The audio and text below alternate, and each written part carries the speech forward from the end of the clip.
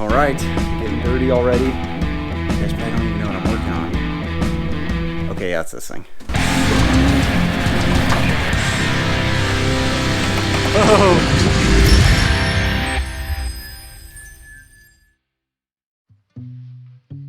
So, I've been talking about it for a long time. It's finally time to do it. The Samurai is getting the 1-ton swap, the stretch, and the 40s.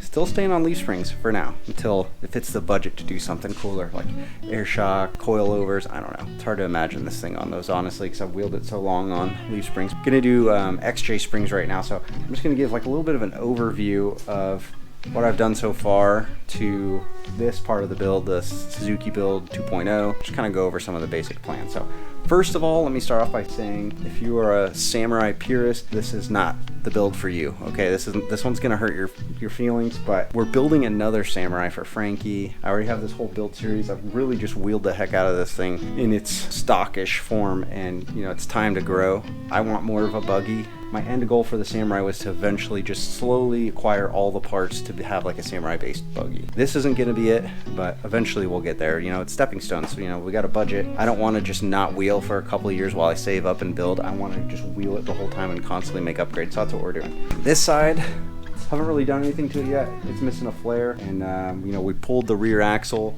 Not anything fancy there. That is all going to Frankie's Samurai build, and he's going to take this front axle too. He's going to take all these things that were great for Samurais and put it in his Samurai, which is going to be like on YJ springs and 33s, probably going to be these same exact tires and wheels. First step in this is just start cutting everything off the frame. The Samurai frame is really thin. I think it's only like 1/8 inch in most spots. We need to plate it. So these plates I have in the front from my original builder, 3/16 from Low Range Off-Road. That's what I'm gonna try to do the whole way down, 3/16. And then on the bottom, I'm not sure yet. I think I'm only gonna do like 1/8 inch. I'm not sure. Like, I just wanna make it a little bit more robust. Might do 3/16. I don't know. I just have so much 1/8 inch over there. I kinda wanna use it up. I'll show you what I've been doing on the other side. The other side, I tried to get these pinch weld seam things off with a special drill bit for that, but it's just taking forever, and I'm like, you know what, this is all gonna get cut out anyways. There's no reason to protect it, so I just drilled it out and took that flare off so I could have a better idea of what I'm working with.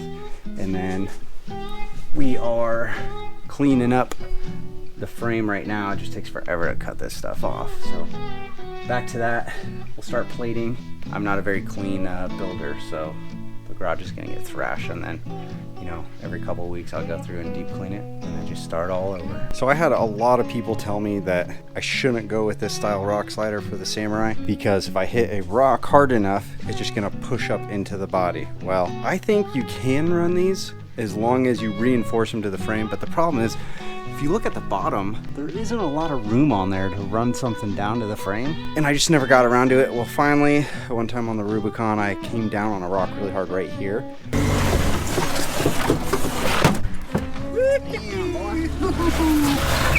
And they just crushed in big time. So right now they're sitting pretty straight. That's because they're not bolted on anymore.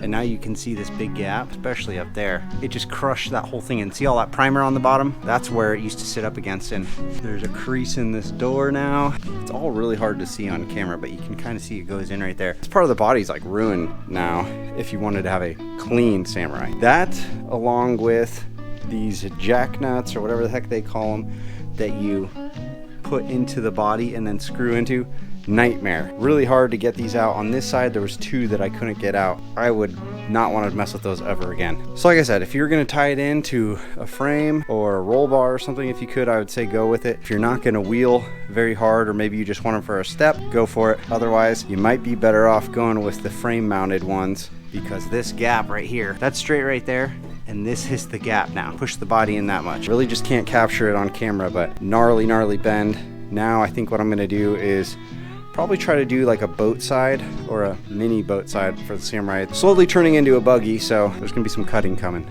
Following this body line, continuing over to this body line. So this would include some of the door, but just chopping this all off and then straight down, and then putting like a 2x6 right here. So it basically comes to like right where this seam is, and then 6 inches out, and then welding on just like a thin piece of metal that we can put this weather stripping back on, and then just taking the same amount of trim off the bottom of the door. What do you guys think? I mean, this rocker is just thrashed, shadow, crunchy. So I haven't done a great job talking about what we're putting in the Samurai, why we're doing this. The Samurai has just done fantastic through the years on the trail, but there's a limit to what you can do with the stock wheelbase Samurai, and there's a limit to what you can do with Samurai axles. Originally, I had picked up some Toyota axles. I was really stoked about that. I was going to try to run at least 37s on those and some 529s and, you know, the usual stuff that Samurai people do with Toyotas. But for me, the lowest gearing I could get was like 125-to-1 crawl ratio, and I wanted more, you know, and I don't want to be like everybody else, and those Toyota axles are super narrow still. They're barely wider than Samurai axles, you know. I just didn't want to do it, so I decided, let's go big. The only way we can get a lower crawl ratio is really in the axles, and we had to find an axle that could take all the way down even further. So now we're going to 7/17s, and we've got the Dana 73 HD, which is like the worst rear axle you could ever use for a 1-ton. Don't do it. Watch my videos and why not to do it. But we ended up making it work. It was a long process. It's disc brake swapped. We have a Detroit locker in the rear, 7/17s. For yokes, we're running 1310s. We're trying to keep the U-joint small, so it's kind of like an easy fusible link. I think the Samurai's transfer case is probably going to blow before that, but that gets us up to 167-to-1 crawl ratio. And because we have 40s, we can stretch it a little bit more, not lose a lot of ground clearance and break over. And then I'm just hoping we can do some bigger stuff. The stance on the axles now is wider than the whole Samurai. Yeah, you know, I don't know how hard we're going to go with the Samurai until I get a more robust cage in there. I'm definitely not going to do anything too crazy, because if I go upside down, these axles are just going to crush the whole Samurai like a tin can. So I definitely need to get a cage setup going. But EXO, I don't know. We're just gonna slowly do this. We're trying to not spend a ton of money on it. Super simple build. XJ's front and rear. I think we've got about 2-inch springs on both sides. So my hope is it's about 4 inches taller than it is right now. We're about 6 to 7 inches clearing 33s, but I'm gonna try to have a really wide stance, not a lot of lift. Like I said, this is not easy for Samurai lovers, and honestly, it's been kind of rough for me too to cut this thing up. You know, this thing was pretty clean when I got it. It had some dents here and there, but, you know, years of wheeling, and, you know, I'm a pretty easy wheeler. I don't beat stuff too hard, but even with my temperament, it still got dented a little bit. This passenger side, whew, it's had a rough go. So I still love the Samurai. The plan is to keep the 1.3 liter Samurai trans and transfer case. We'll see how long we can get away with that. People have asked me, is it going to even push those 1-ton axles in 40s? I feel like 167-to-1 crawl ratio should do it. I mean, it should definitely roll. Is it going to go up hills? Am I going to have to, you know, get a bunch of RPM spooling before I can go up any rocks? I don't know. We're going to have to find out. And, you know, later on we can maybe go to a 1.6 or something like that, or maybe we can try turboing the 1.3. I really don't know. I'm hoping it stays doable and wheelable with just the 1.3 and that stock drivetrain minus the axles, because I really like the 1.3, and I think it's just awesome to have that tiny 4-banger in there, that 50 horsepower engine, and 1-tons and 40s. I think that's just a really fun combination, but if it can't do the trails, that defeats the purpose of it. So anyways, we've got a lot more to come on this build, and I'm actually building 3 things right now at the time of filming this. We're building the Samurai, we're building Frankie's Samurai with a bunch of my parts that we take out of this, and then we have a crawler hauler, which is a cab over camper on a flatbed gooseneck trailer. So we're building all 3 at the same time. It's winter time right now, so hopefully this will all be done in time to, you know, hit all the events like ZukiCon, RubyCon, Molina, Ghost Run, maybe Sierra Truck.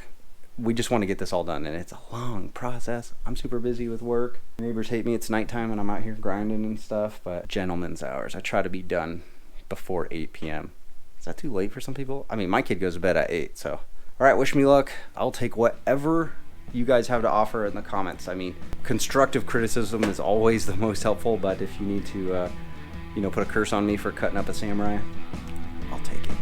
But seriously, if you guys have any tips on how to be successful with this build, keeping it simple on leaf springs and, you know, basically all the parts I have already, any tips you have there, love to hear them. Thanks for checking out this video, guys. Make sure you subscribe so you can continue seeing this whole build.